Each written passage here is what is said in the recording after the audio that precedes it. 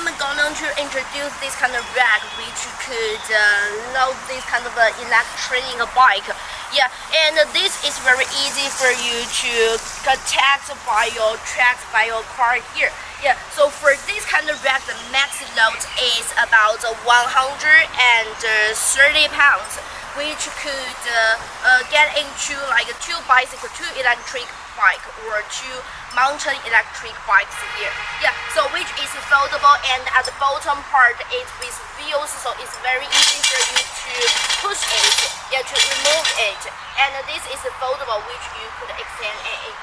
So for these 2 racks, which could also put different electric bikes here. Yeah, and they also with 4 racks here, which is very useful to lock your bike.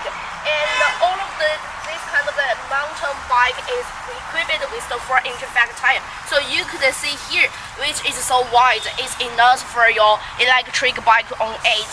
Yeah, and here we go. They are also with some crabs here, and for the inside is made by raw material, so it could lock your bike. You could put on your electronics bike top of the cute.